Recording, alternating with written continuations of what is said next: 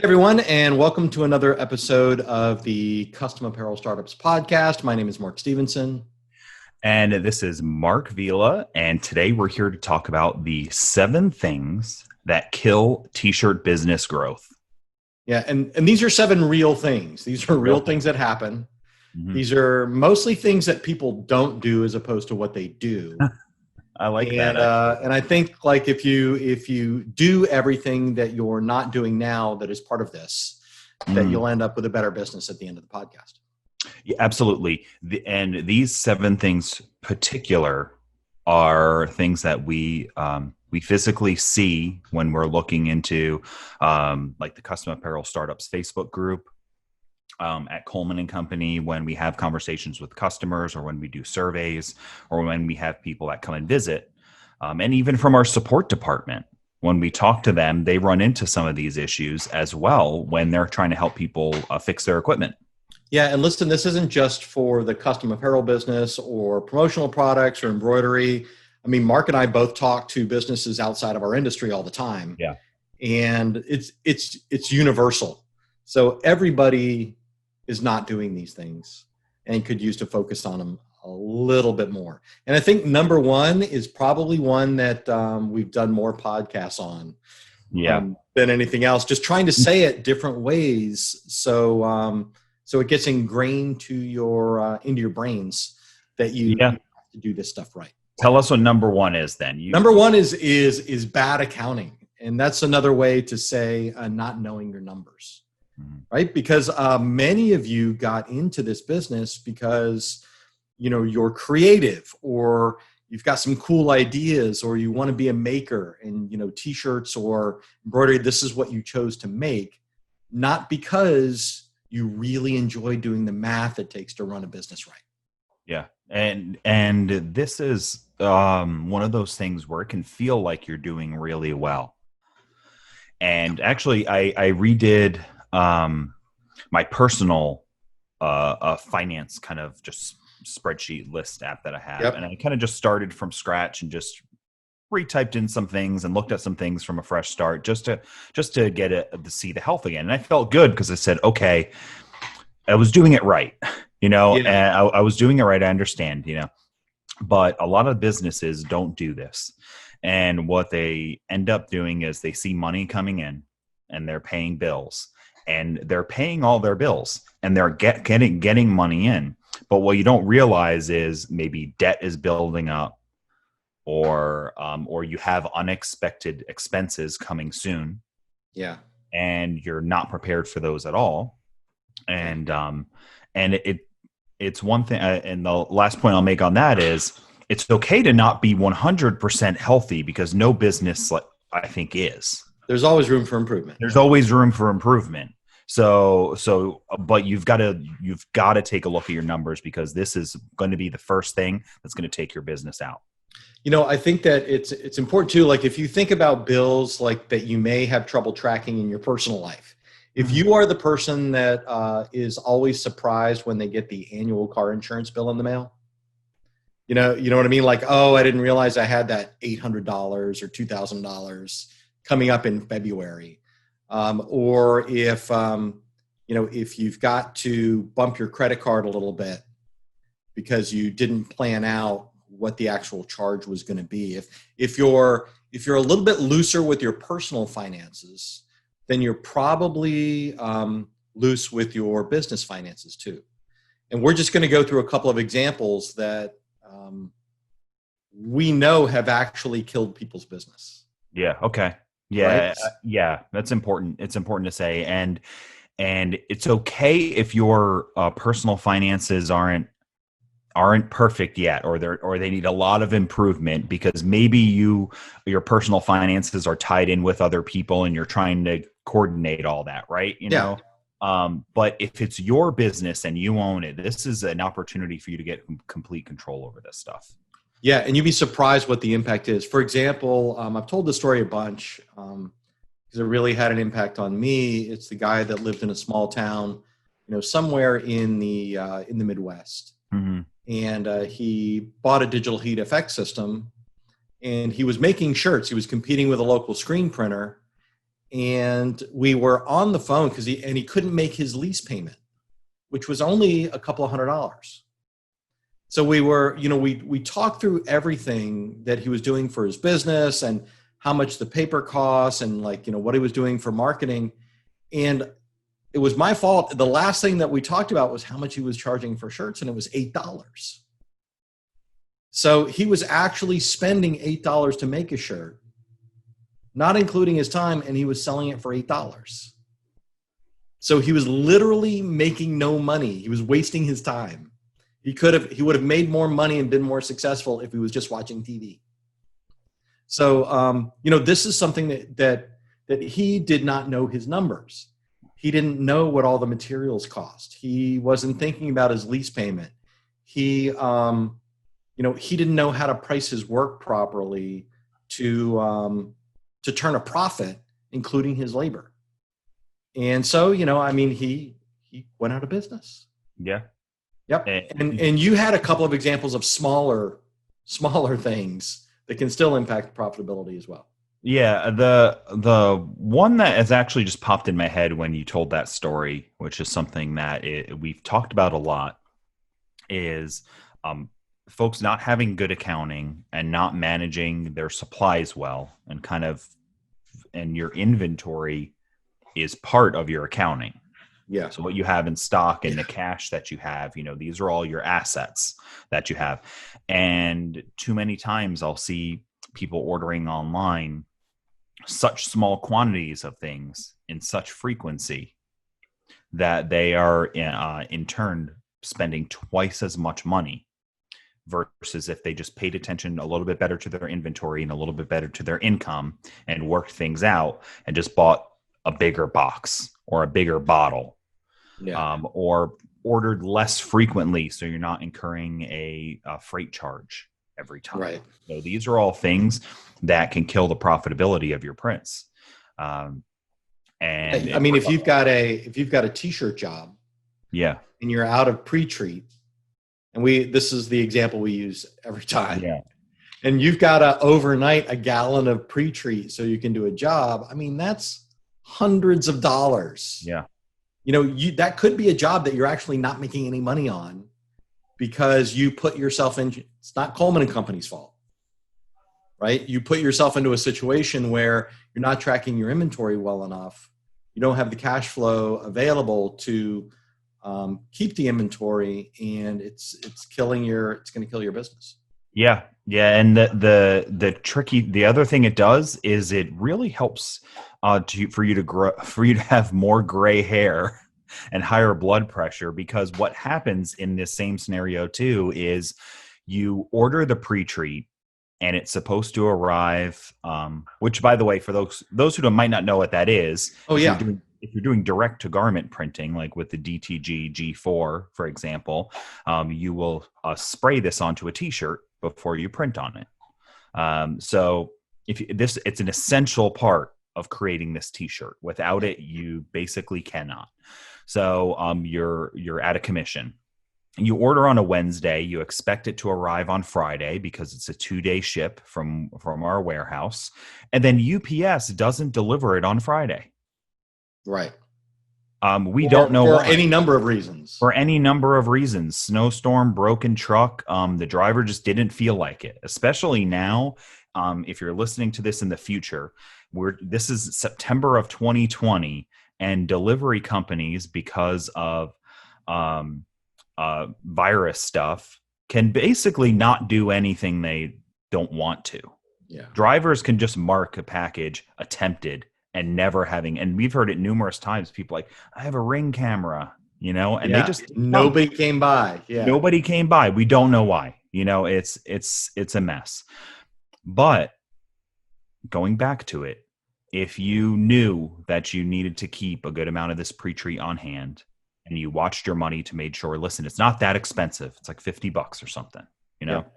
And if you watched your money to make sure that you had maybe a couple $100 worth of inventory on hand, you would not be in this situation where you're pulling your hair out, stressing, checking your Ring app every few minutes, checking the delivery.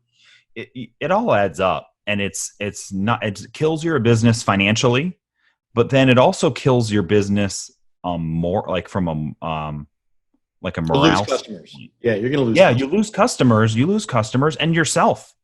Right. You want to give up because you're stressed all the time. Think of Yeah. So let's really. So let's talk about really like the know your numbers, the bad accounting part. The bad accounting Yeah. part is more involved with, you have to know how much your credit card charges are. You've got to know what your taxes are going to be. You've got to know what your insurance are going to be. You have to know how much it costs you to make a shirt.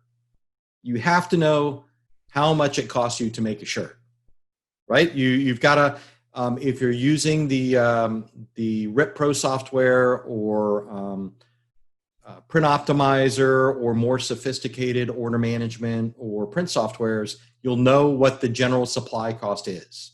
You know how much a t-shirt costs. You know what the shipping is. You've got to put all that in and make sure you're profitable.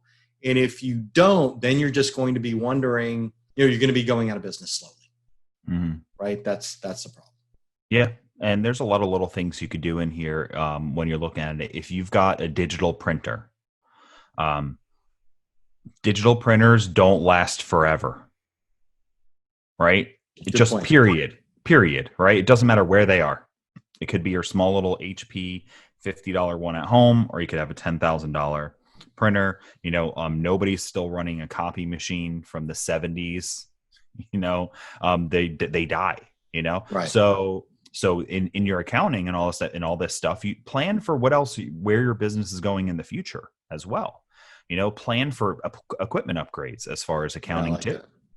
But the bottom line is everything you just said is the most important. Know how much it costs to make a t-shirt. If you've got consumable parts that you have to replace every year, if you have a UV printer and you have to replace the capping station and a couple things every year, and that costs $150, then you have to know that every year that's a cost of owning your printer. That could be a maintenance cost if you want to break it down into monthly. $10. And we're having a conversation on the Facebook group about software upgrades right now. Mm-hmm. If you are using a professional graphics application, or if you're using a specialty application like Hotfix Era or Stitch Era Liberty or Wilcom software, if you're using CorelDRAW or Photoshop, you're going to have to upgrade. Windows will update, mm-hmm. and things will break, and there'll be an upgrade, or they'll make sure you have to get new features that come out. So you should have a little bucket for software. Yeah, sometimes it's free, sometimes it costs you money. Yep. Right. So the last thing I'll say about the bad accounting software is we do have a great podcast on knowing your numbers, and I'll link to that in the show notes. Yeah, that's great. It's just really, really important, and I think this is the one we could spend the most amount of time on in this podcast to reemphasize how many businesses we see or hear about struggling or wishing they were doing better or can't get to the next level. And then you ask a basic accounting question and they don't have the answer to it. Yeah. And then it's important to have that. If you're not good at it, you hire somebody, and that kind of stinks because you don't want to spend the money on that because you're already struggling. But if you can move some things around and you can hire somebody to do it even part-time, right? You just give them books and they just work on a couple hours a week and pay them a couple $100, whatever it is. And then it's going to help you. It's going to help you get there. So agreed. Let's go to number 2. Yep. Okay. Number 1, bad accounting. Number 2, missing customer feedback. This one, I like this one. This one's kind of fun to me in my head for some reason. But let's change it to ignoring customer feedback. I can that's really what's happening. Change that. Nobody misses it when a customer tells you did an amazing job, mm-hmm. or my shirt, this shirt sucks. Right? It's just not doing anything about stuff like that. So your customers are going to tell you what's wrong, right? Especially if you ask them. And if you listen to what they say, you can do this to improve your business, and you can do it to prevent losing customers in the future. And every business is going to be guilty of these things. Some of the things are going to be harder to control than others. But any time that you can fix something, if you're constantly getting complaints from customers that you didn't deliver on time, right? This is a fixable problem for you. Yeah. And the easiest one is you just add more time to the end of that, right? If you say it's a 3-day delivery, your new word is 4, and that's a fix. You can also fix your efficiency. How's your shop set up? Are you working quick enough? Are there things that are slowing you down? Can you invest in a new tool? You could, through that specific example, you could realize that you not ordering that pre-treat on a regular basis is what's causing you to be late, and it's actually costing you business, and you have proof now. Yeah. Because your customer's telling you, I'm never going to order from you again because you didn't get my order on time. And what happens is pride gets into this, 100%. where somebody will say, I really don't like how the artwork turned out. Yeah. And it's a little pixelated maybe along the edges. Oh, here's where my artwork is. And maybe it's pixelated on the edges or crooked or whatever it might be, because you took their logo off their website and you used a generic background removal. So now you have a website sized image, and then you attempt to digitally print it, and it doesn't look that good. Right. Because you didn't want to spend the time or the money to fix the art. And they complain about it, and in your eyes, you think it looks good. You don't have a problem with it. Especially because you know how hard you worked on it or how much time it took you to do it. Like, oh, you didn't see what it was like when I got it. And it doesn't matter what that was like. And this is why this is why companies all over the place ask for your feedback all the time, right? Yeah. You're constantly being asked for your feedback from restaurants, doctors, theme parks. Coleman and Company, ColDesi, Best Blanks. Everywhere. You're constantly, tell us what's up, tell us what's wrong. And people tell us things all the time. And a lot of things we look at and we're like, we can fix that like pretty quickly, or we can, this is easy, or this is a little bit of work. It's going to cost some money. 2021, we're going to fix this. Right. And this one seems really hard. I don't know when we're going to fix it, but I don't think it's detrimental. And this is the exercise you go through. If you let pride ignore it, listen, all these people say my artwork sucks. I know it's good. Right. Okay. Well, you don't sell art in a gallery that people are buying for $25,000. You don't get to make rules. Like those people get to make the rules on what's good. You know what you can do? Mark and I are always suggesting that you send stuff to us so we can give you the bad news. If you're curious, we'll be honest with you. I've had people send me, hey, I want to start my t-shirt brand. Here's the kind of graphics that I'm going to do. And, I'll tell them it looks like they just learned Photoshop and it was 1992. If you send it to me, I'll be more gracious, and I'll explain to you what I think doesn't look right and why people would be dissatisfied with that. And I won't say it like that, but I will. You'll say it just like that. Judging you on that basis. You're going to say it just like that. No. I come across much nicer. Okay, so the one thing that I really want to point out too is that a lot of times people will ignore positive feedback or opportunities as well from customer comments. If a customer ever says, I wish you fill in the blank, then you should definitely write that down and pay attention. Yeah. Like, I wish you did embroidery. I wish you carried hats. I wish you had bigger sizes. I wish you had a great hoodie that I could, buy. I wish your delivery was faster, or, I wish your prices were higher. Something like that. I wouldn't, I definitely don't. I want you to listen to all customer feedback. Yeah. And it's very painful because we do that all the time. We get tons of reviews on Google and Facebook and other places. And while literally 99.5% of them are excellent, which we love, when we get a bad review, there's a SWAT team situation takes place. Yeah. Everyone in the company is involved in figuring out what happened, what went wrong, what can we do to improve, did we not manage customer expectations correctly? Did we make a mistake? We're going to go through all that. Yeah. So don't ignore customer feedback no matter what it is. Yeah. Yeah. And what's a challenge about customer feedback is some people are just jerks. Oh my God. And we all know that. Everyone knows that. If you're a human on earth, you know that.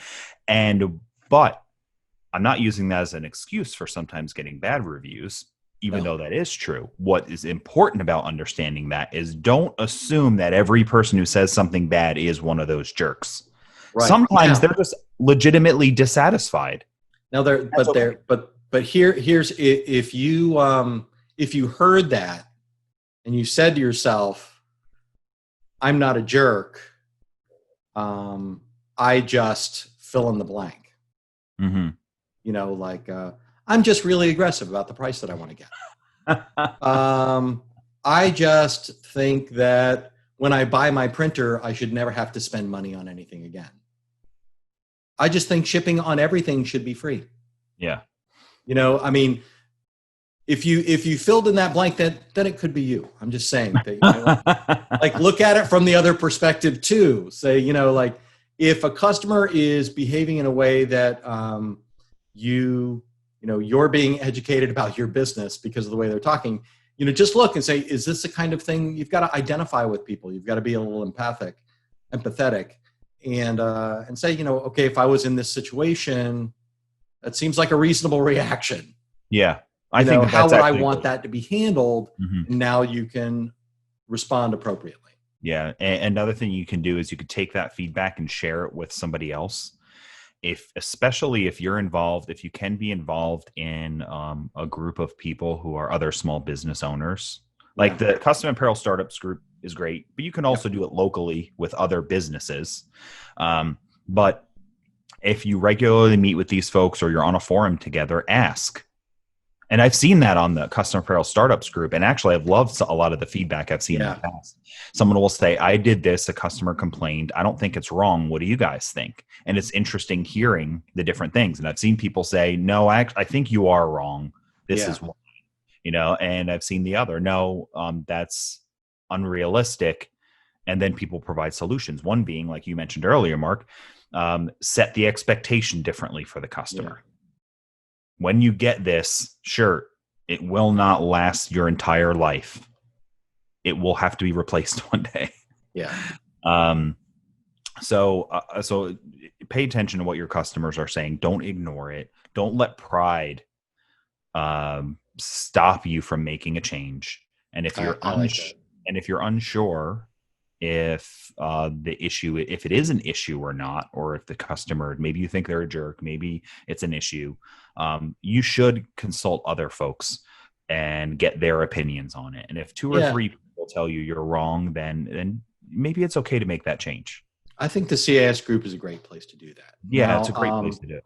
it's also kind of involved in what you've got down here for number 3, Mark, which is one of the things that could kill your customization business is not having a plan for customer service.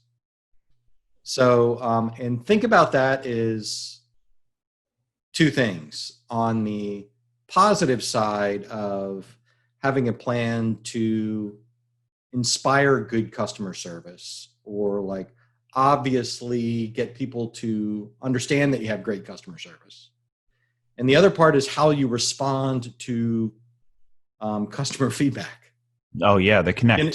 So if you've got a plan on, like, it's not on the spot, consider doing a plan. Say, okay, if someone comes back and says the design cracked after the first wash, if someone comes back and say the shirts are too small, or they say it's not the color I expected, or they don't like your graphics, just plan out what you're going to do in advance. Mm-hmm. Like, there's going to be changes per situation, but, like I said, at ColDesi, we know that if we get a disappointed customer that gives us a bad review or calls in and just talks to somebody and says they're disappointed, there are things that we do specifically in that situation. And it's how we have like 350 average 4.8 star reviews. It's because we have a process to deal with those things. And that should be part of your customer service plan as well. Yeah. And when you're talking about the customer service, I actually added to the note real quick and put customer service /experience. Yeah. because I think these two are really related. What you're thinking about possibly are sales, making money, bringing money in. I'm going to get this customer, et cetera. And that's what you're thinking about. You're thinking about bringing money in, and then you think about making the shirt. But in between and around all these things is customer service and the customer experience. So how are you communicating that the order is in process? How are you communicating delivery time? How are you communicating and receiving complaints if there's an issue? How are you invoicing people? Is it easy to give you the money, or is it hard? Is it easy to get responses from you and get in touch with you or your business? If it's not easy to get in touch with you, how do you manage that expectation? Things of that nature. This is all part of it, and people focus on, right? Because what's a basic core of a business, right? You have a product and you sell the product, and then you make money, and then you do that again. Right. So when you think about when we think about it from that core thing, from that core concept, we forget all in and around it is customer service and customer experience, which keeps you in business, because they can do that same exact thing from somewhere else. That's a great point. I mean, people can buy custom apparel in tons of different places. So you've got to give them a reason to buy from you. Mm-hmm. So a customer service or customer experience plan is, here is how I take care of my customers. Mm-hmm. Here's how I set the expectations for the order. Here's what I do special for them. Here's what I do extra. Every time and we've talked to this and, in setting yourselves apart from the competition, in my customer experience, I do hand delivery for everything, or I put a thank you note in every package, or I always overestimate the delivery time so they always get the package a day early. These are things I call and follow up after the order was received. Someone calls and just make sure everything is okay. And it reminds me of when you used to sell AV equipment, right? Yeah. Yeah, and you would tell me how what you would do is, you would meet with the customer and you'd have this whole conversation, and then upon delivery you would bring them a pink carnation. It was actually a bouquet of flowers, and I would sing. Oh, and you'd sing. I forgot about that. Sing. But joking and laughing about this, it should be positive and happy and an upbeat experience the whole time. And it's for the experience. And then, like you said, what are you going to do if a customer says, I ordered a small, but I needed a medium? Yeah. How are you going to handle that? I don't know that there is just one right answer to that. No, but there are ways to handle it. Mm-hmm. Right? We'll just run down that example really quickly. I got the wrong size. So what are you going to do? Your options are saying, no, you didn't. Your other option is say, I'm sorry, why don't you give that shirt to somebody else and let me get you the right size? What do you think would work better? Or to say, that's the size you ordered. Let me check. That is the size that you ordered. I understand that it may be off.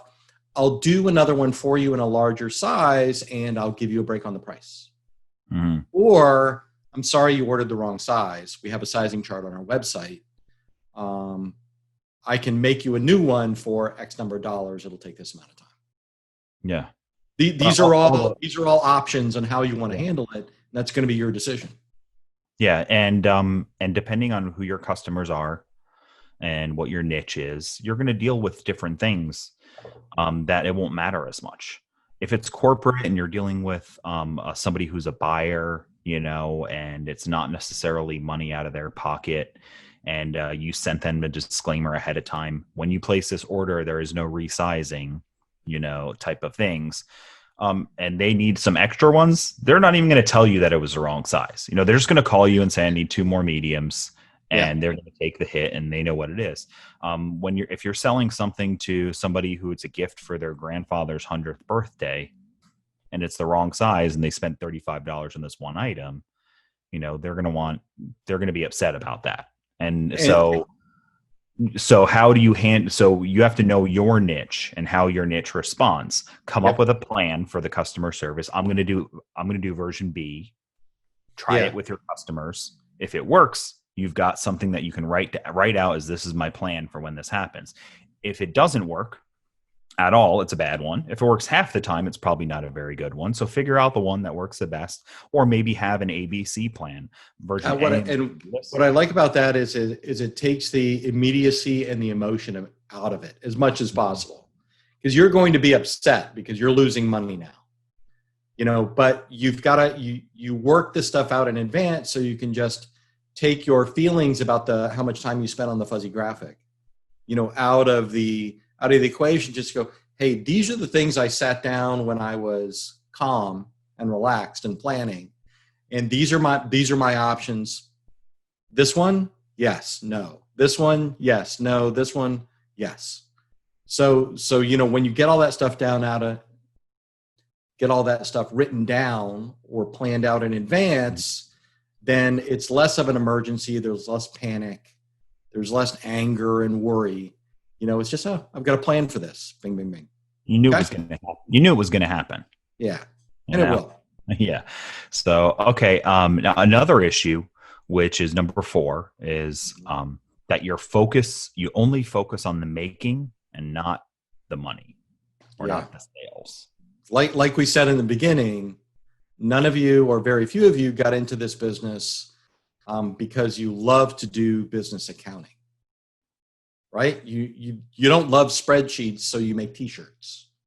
You have some kind of a passion for creating something, because you could be ordering custom t-shirts from somebody else and just reselling them. But you've all decided not to do that because you want to get your hands on it. You want to make something, you want to produce something for your own business that you want to sell. You just can't spend all of your time figuring out techniques and the minutiae of making it perfect versus making a sale.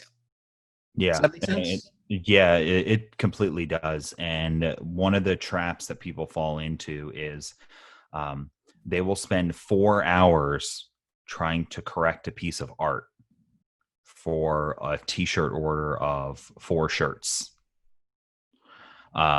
That they're making, let's just say $30 or $40 on that. Yeah. Right. So it took you an hour to make the shirts, let's just say, and you spent 4 hours on the art, 5 hours, and you made like $30. Yeah. You're not making very much money. Right. And you're not making enough money to stay in business reasonably at that point in time, because you're so focused on making things and the art and how long it takes to do and learning every single technique there is out there. And maybe you can't do it all. Maybe you're just not going to be that good at digitizing, and you're going to work it around a way in your business that you can outsource your digitizing and have the customer pay for it. And then this way you're not focusing all that. You don't necessarily have to do everything yourself, I think, is another way to do it. You probably can't do everything yourself. I think though it's a lot of it is your own standards versus what your customer expectations might be. Oh, yeah. A lot of people are very into what they do, and I think that's awesome. Producing a great product is definitely a great way to profitability and success in a business, and to be satisfied with it. But, I know, Mark, that you have, like me, gone into retail stores back when they used to be open. Mm-hmm. And I'll go into a place and I'll like pick up a graphic print shirt, particularly like a screen printed shirt or something like that. And it's terrible. Like I'll feel it and it feels bad and it doesn't look good. And I was in the Tampa International Airport some time ago, and there were some bling shirts, rhinestones. And if you want to be sure that I'll go over and look more closely at apparel, it's got some kind of bling on it. So, because I'm very critical. So they had smiley face shirts that was all rhinestones, and they were very cool. But as I'm going through the shirts, I could see there was 2 rhinestones missing here. The circles weren't quite circly. They were a little bit off. That didn't stop anyone from being completely delighted with the shirt. Yeah. It was just me. Technically, I'm looking at it. I can see what the problems are, so I'm not satisfied. And that's fine, but I don't want to spend another 4 hours making sure that it's up to my standards where all the customers in the universe would be perfectly happy with it the way it is right now.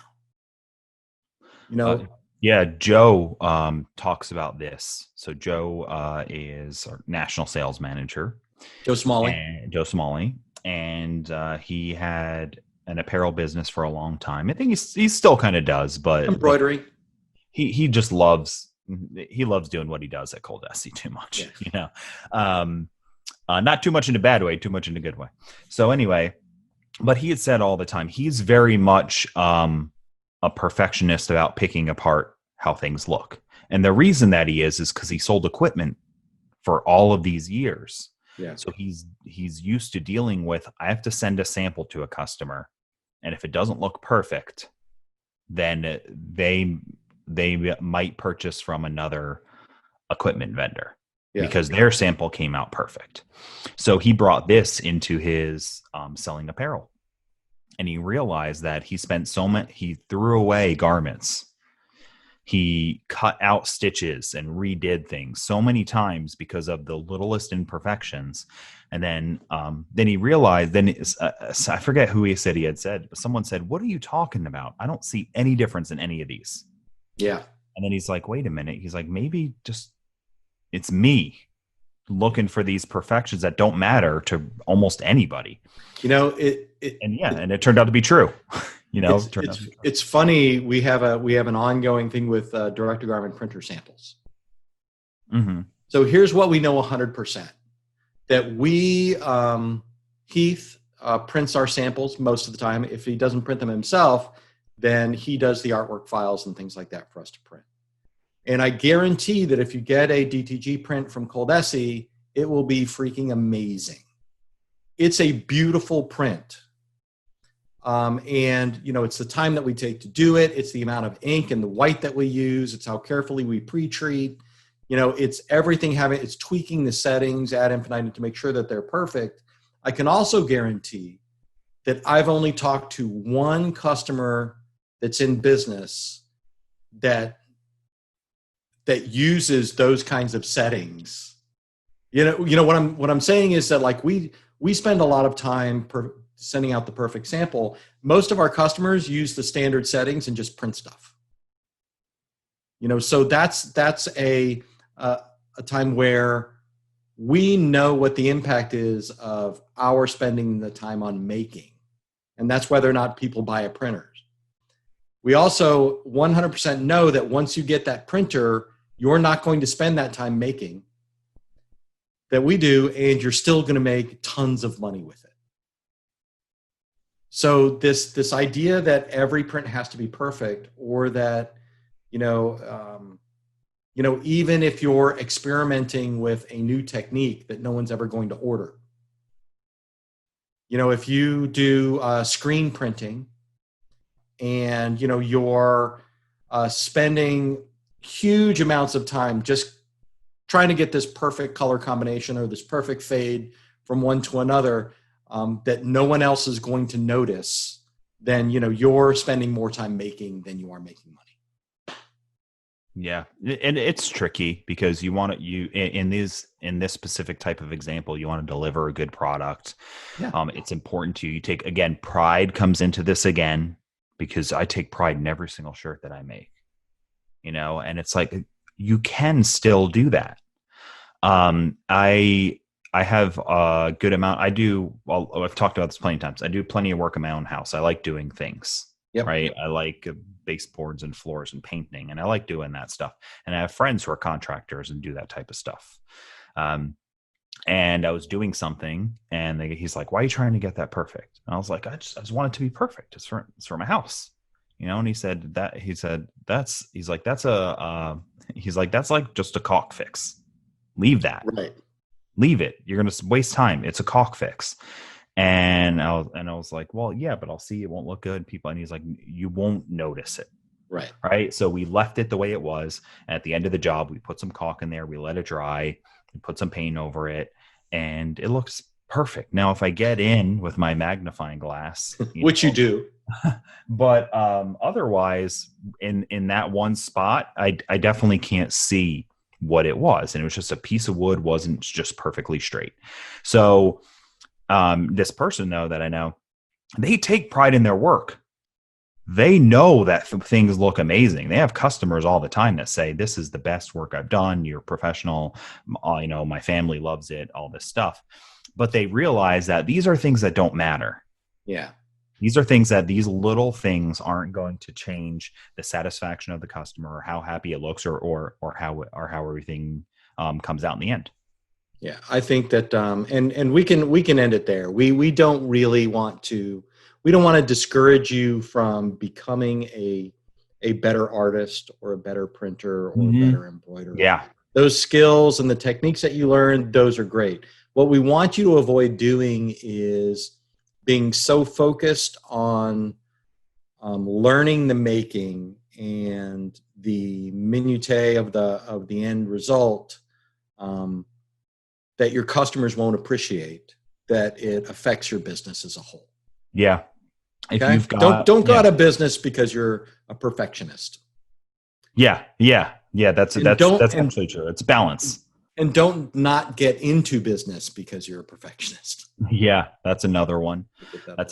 And if your customers are happy, then that's the goal. Yeah. Right. And you can't learn and do everything. So if you don't do something yet and you hear that it's a cool thing to do, whatever it might be, I don't work with this type of shirt. I don't work with this type of apparel. I don't do tri-blends, whatever it is. And you don't do that, but your customers are happy. You still have plenty of room of growth happening there. Don't spend a lot of time and bog down your days trying to learn something because one customer may have mentioned it and it's not a real opportunity. This is all a balance. So next is making one of the things that will kill your t-shirt business, just to remind you guys of what the title of the podcast is making your business all about what your competitors are doing. So we've suffered from that periodically. Sure. We have FOMO. We'll see if somebody that sells a really nice but not quite the same quality embroidery machine as we do. If they've got a great idea, if they lower their prices, if they are including this or that with the deal, then we went through a period where we would react to that. We kind of base our marketing and our sales and our processes on what other people were doing. And we stopped doing that and just focused on what we do best. And now it's the other way around.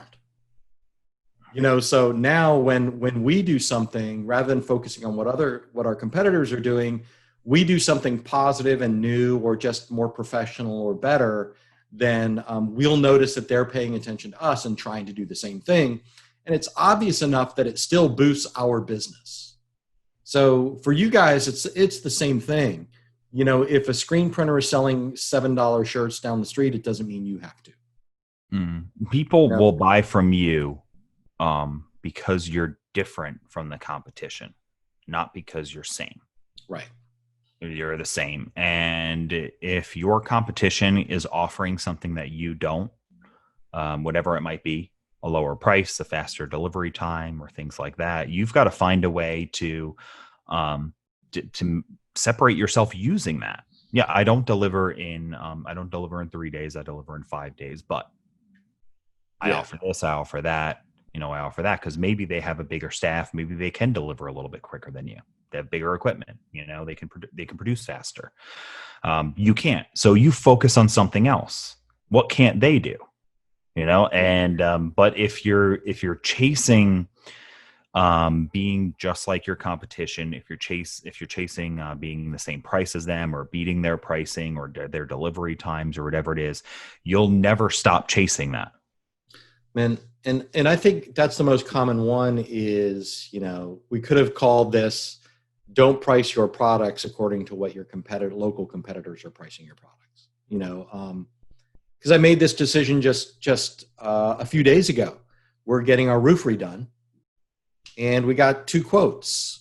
They were $300 or $400 apart, and we went with the more expensive one.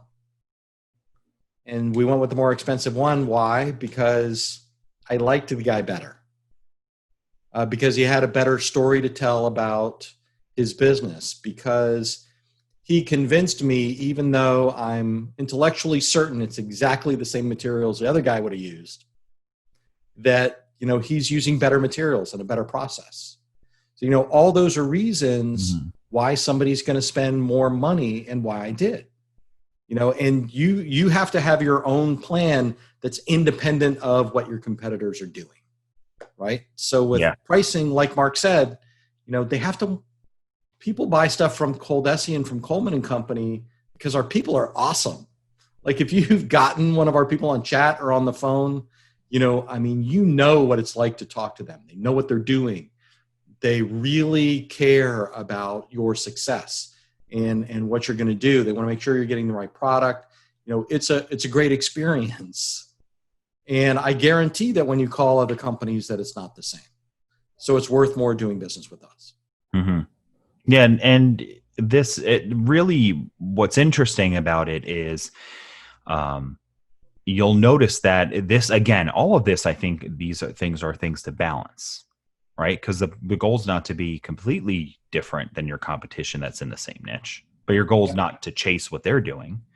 And if you look at, and you could use large corporations as examples of this, if you notice it, you've got Walmart and Target, right? Are both companies that are they're one-stop shop big stores. They're significantly different though in regards to exactly what the experience is, what their offer is, and things of that nature. So they're different. You have like McDonald's and Burger King. They both are fast food burger joints. However, although they try to do something like each other, offering a value menu and having a signature big burger and all these things, they specifically focus on different things in order to, and they capture customers because of those things. Yeah. So when you're looking at your business and you're comparing it to your competition, how can I compete when they offer, a 2-day delivery and a cheaper price? Okay, well, how can you compete with that? You can't. Don't. And I know you don't want to hear that and you don't want to think that because you're like, how can I not? But find something different to do.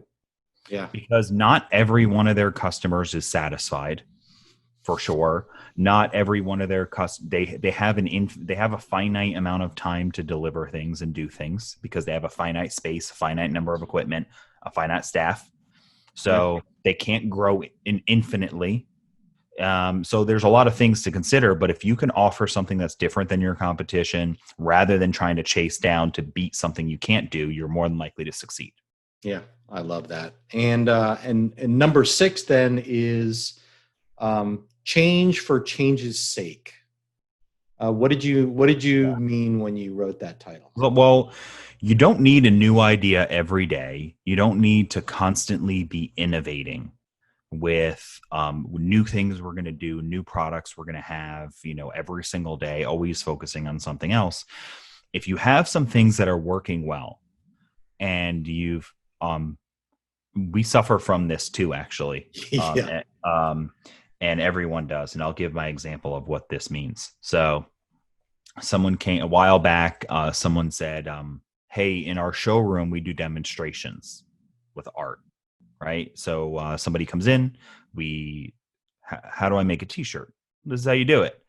Click here, do this, do that. Boom. Here's your t-shirt. Oh, wow. This looks great. Okay. Thanks. And that's how it goes.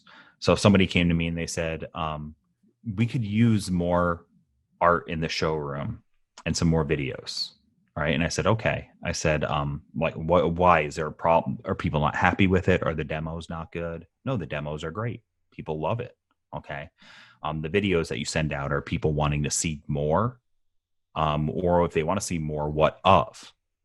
And then the answer comes out to, just because you feel like the art is the same and nothing's changed, and you're It's maybe you get boring. We've bored always with it. done that. Yeah. Yeah.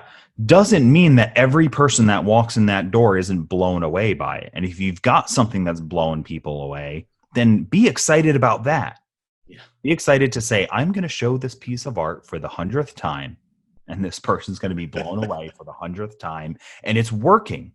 There's no need to change and re-experiment and redo it, because you might create a new piece of art that's fun to you or funny to you or interesting to you, but not as good as what you had going on before. Yeah. So if it's not, you could say, if it's not broke, don't fix it. Yeah. Right. And if things are working, continue on that path and look for the right time to push for new innovations and new growth. And that's what you should be looking for, is not what's my next change going to be necessarily, but when's the best timing for change. Yeah. It's strategy versus boredom. Yeah. Right? Don't let boredom do it. Yeah. And because another thing that'll happen with the making that we mentioned above is you're going to decide, oh, I should start making custom dog collars because I heard somebody mention that. Well, one thing is, you should probably have listened to episode 137, right? Where we talk about making a marketing playbook. Yeah. And we talk about making a plan of, should you offer dog collars first? So first, listen to 137 before you make an innovative change and figure out if you should, and then go ahead and make the decision to do it. Because what inevitably happens with almost everybody is you get an idea in your head, which may be a good idea, probably is, probably isn't, I don't know. But you spend hours digging into it. You get frustrated. You're not selling and making money when you could be. You're not producing things and delivering things faster. You're not making your business more efficient. You're just trying to do something because it was a new idea and it's interesting to you. And it's hard because this is why you got into the business. Listen, I have to use a very painful and personal example from art field. Okay.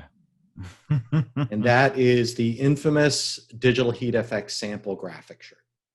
Oh yeah. I mean, some amazing work went into producing this graphic that didn't just show off how great Digital Heat FX prints were, but it involved other things we sold. And it told a story about doing business with us. And we are not using this thing that took hours and hours and hours to create because the making of it was never complete. There were too many people involved. Things didn't go quite right. Now, it wasn't that we were no longer the number one reseller for Oki in the world for white toner printers.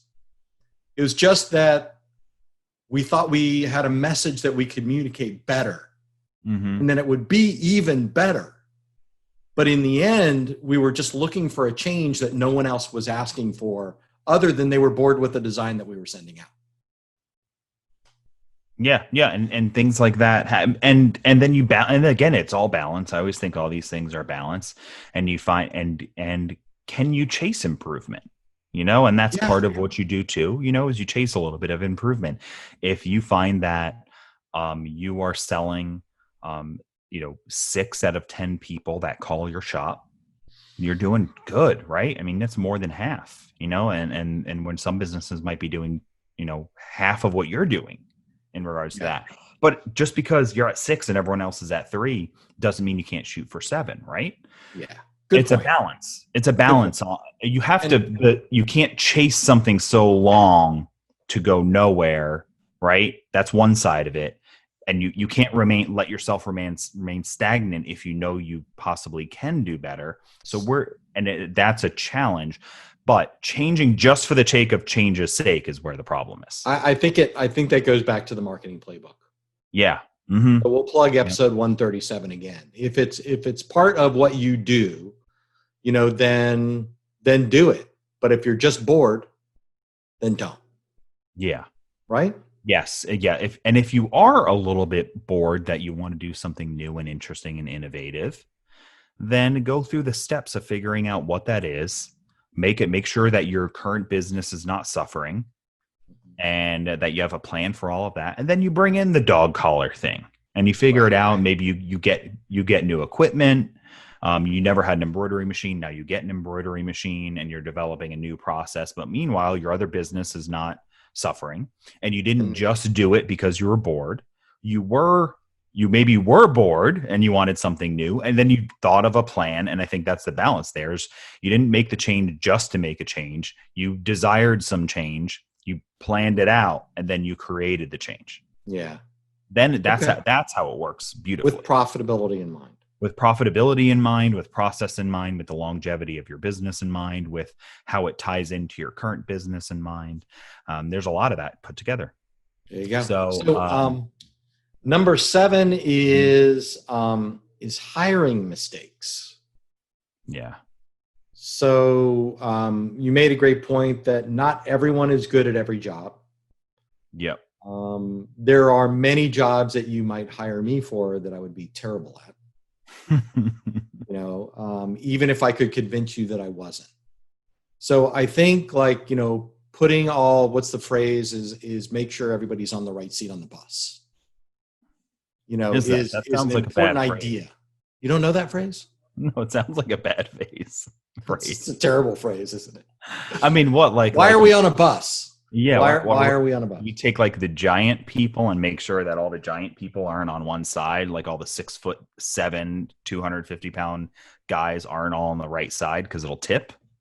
Let's say make sure everyone on the small plane. Okay. All right. Is distributed properly into the right seats. Everyone who's on the baseball team's playing the right position. Right. Everyone's who's on the basketball team's playing the right position. Everyone who is in your business is doing the right job, and should they be on the team? Yeah. And I wrote down a couple examples, which just to make it super obvious, right? Is that you probably would not hire someone who's 5 foot tall, less than 100 pounds for a job where their job is lifting 80-pound bags of concrete from one building to another. Right. Because their body just probably physically can't do it. And you wouldn't, you wouldn't make that. For myself, I probably wouldn't want a job necessarily as in accounting. Right. Right. Like my idea, my perfectionism and that type of thing, or doing those tasks like that, just isn't what my strength is. And if you hired that 100-pound person to move 80-pound bags of concrete, and your competition hired somebody who's that 6'7", 250-pound person, that person's going to be running with them. They're going to move 10 times the amount of bags that the 100-pound person did. So not everybody is right for every job, and that's okay. Nobody needs to be offended or concerned that somebody's not good at a certain job. So, right? So I have another take on this. This is a great filter to use. Would you hire yourself for this job? So in other words, if you need to create a new website, would you pay yourself to do a website? If you don't have any experience, you've never done it before. If you have never done accounting before, would you pay yourself to do accounting? Would you hire yourself to do deliveries? Would you hire yourself to maintain equipment? Would you hire yourself for sales? And not that you're not going to have to do all these things when you start anyway, but as you grow and as you are able to, take a look at who you are and make sure that you haven't made a mistake in hanging on to these responsibilities or duties that you're just not good at, that you wouldn't hire yourself for. I mean, graphics and digitizing is one we talk about all the time. No one would ever hire me for graphics. However, I still feel compelled every once in a while to do a header image for a blog post or something like that, even though I shouldn't. Yeah. If it was my business and I was a one-man show, yeah, I would definitely do all the graphics myself until I could afford to find somebody that did it better. But, when you're talking about hiring mistakes and hiring on the right people, it's whether or not you would hire yourself for specific tasks as well. Yeah. Yeah. I think that's important. And it's also about, so hiring yourself for a certain job, right, is part of it. The other is, have you ever been to a store, or whatever it is, and the person that greets you in the front is just not nice. They seem tired. They seem sad. They seem irritated. Their face looks like they're always mad. And their general attitude. Basically, you've hired somebody from New York. Okay. Are you trying to inspire social interaction? No, but I'm not going to disagree, but I grew up there. yeah. But no, if we've all done that, right? There's like, why would they hire this person to be in the front office? Yeah. Unpleasant to walk in. It's unpleasant to deal with them. I feel like I'm bothering them, even though it's their job to greet the people in the front. Yeah. They hire that person. And it's for a lot of reasons why they would. Sometimes it's nepotism. Right? A lot of times You just think you need to hire somebody because they're your cousin or because they're your nephew. My son needs a job. Yeah. My son needs a job, things like that. And that's great. But if it's taking orders and over the phone, for example, they're taking the phone orders and internet orders for t-shirts. If they're not detail oriented, they don't know or care to ever upsell. They forget to do things a lot. They forget to ask questions. They don't take good notes from the customer. They have a terrible voice. They have a bad voice. They always sound a little irritated. Yeah. That's really not a good person to have taking orders over the phone. Yeah. That you should have a happy person who wants to upsell, who's motivated to deliver good customer service, who has a positive attitude on life, who sounds friendly the moment they say hello. Yeah. This is going to be more likely going to be successful than person B. So if you're hiring the wrong person, and unfortunately it happens a lot because you're hiring somebody asked you to hire, or you feel bad for firing this person for something like that, if they should be doing something different in your business. They should have a different seat in the bus is what a very good one. That's a great analogy. Yeah.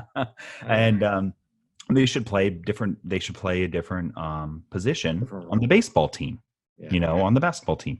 So sometimes people are, I'd say there's two types of bad hiring mistakes. I want to say there's two types of hiring mistakes.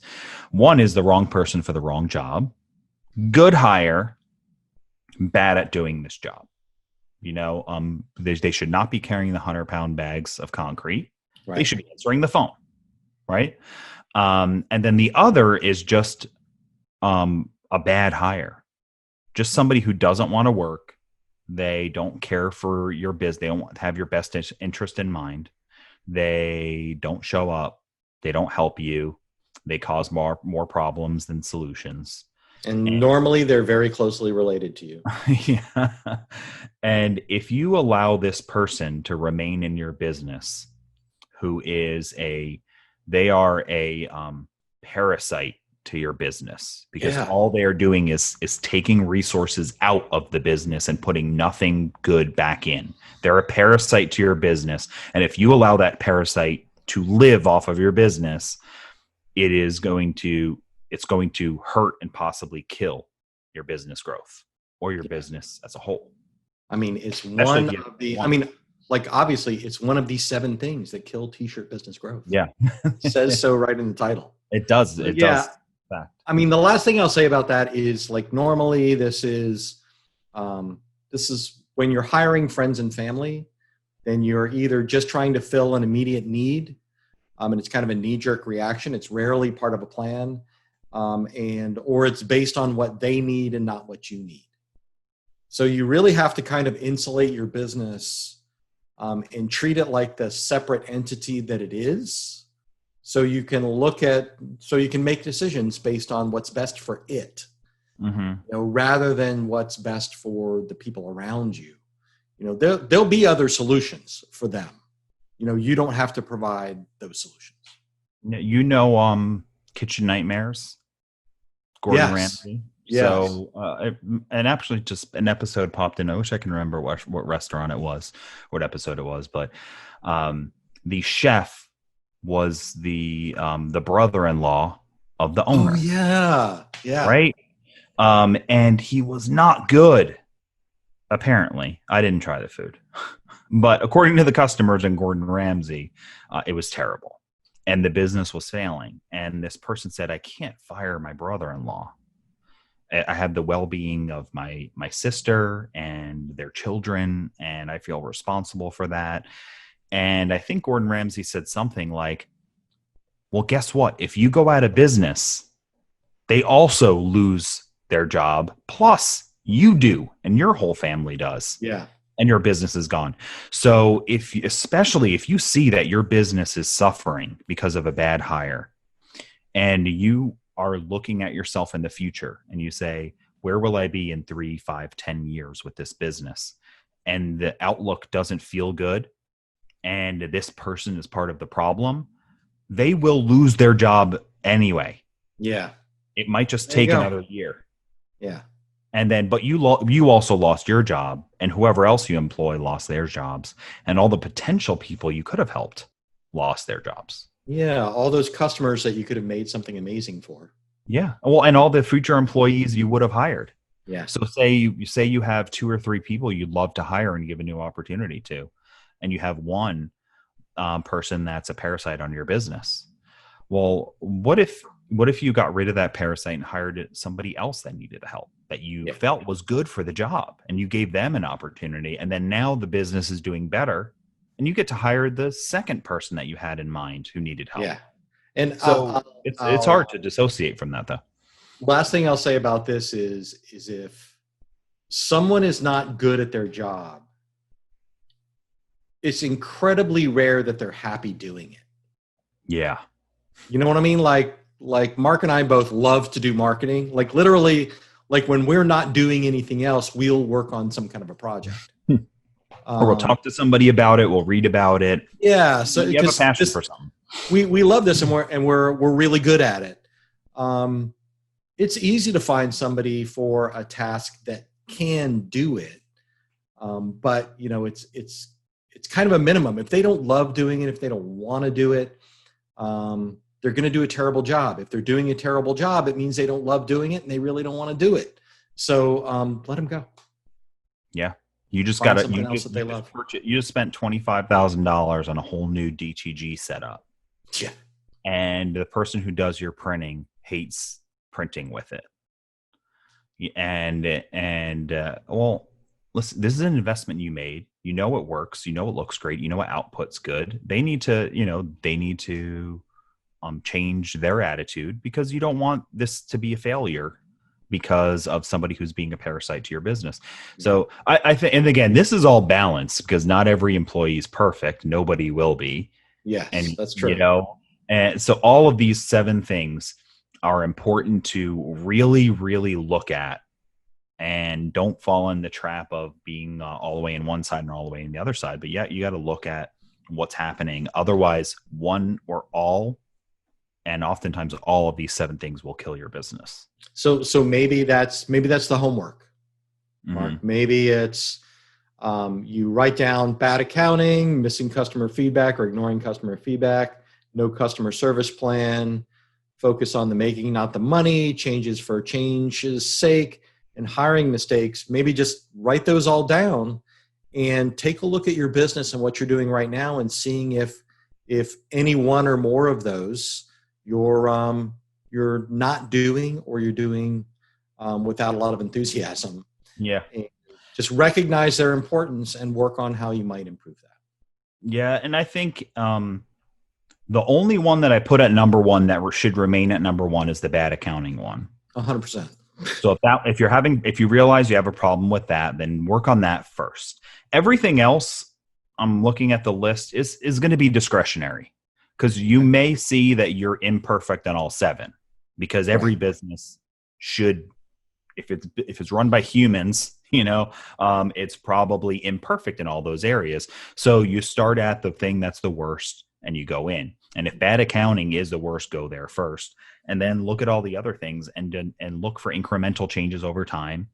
If you're not going out of business now, and you see that you've got you create this list and you can have 5 things listed under each one of these, and you're like, oh my gosh, I've got like 35 problems here. Well, you address them over time. You're not out of business now, so fix the ones that are the maybe there's something that's really easy to fix. Yeah. Go do it right now. And listen to, I think one of the things you can do right now is listen to the Know Your Numbers podcast. And there may even be a spreadsheet download in there. I can't remember. Okay. Yeah, that's great. And as you come up with your list of things, what I would say is, towards the front of the list, put the things that you can do super quick, and put the things that will have the biggest impact, but might be really hard towards the top.